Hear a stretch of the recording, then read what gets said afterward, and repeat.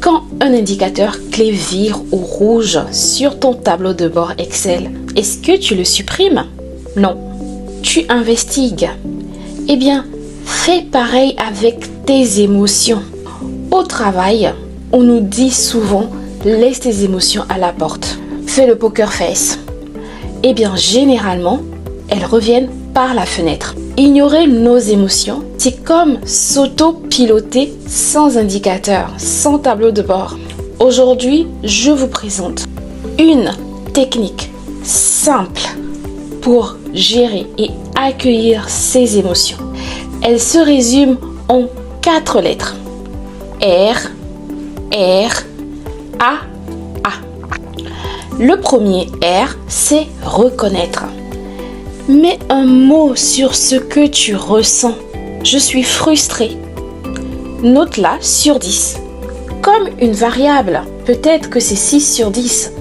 Rien qu'avec ça, ton cerveau se calme. Ensuite, le deuxième R pour respirer. Inspire 5 secondes. Expire 5 secondes pendant 60 à 90 secondes. Ça s'appelle de la cohérence cardiaque et ça apaise le système nerveux, ce qui te permet de te calmer. Tu peux même utiliser l'application Respire Relax. Je vous affirme, je n'ai pas de droit. Une fois que tu es un peu calmé, passe au A comme analyser.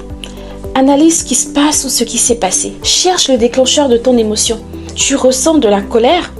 Peut-être qu'une hypothèse clé n'a pas été discutée au cours de la réunion passée. Tu ressens de l'anxiété. Peut-être qu'il y a un manque de clarté sur les ressources ou que la deadline est trop courte. Dans ce cas, discute. Tu ressens de la joie? Voilà un levier de motivation à amplifier. Le dernier A, c'est celui de l'action. Transforme le signal de ton émotion en action constructive.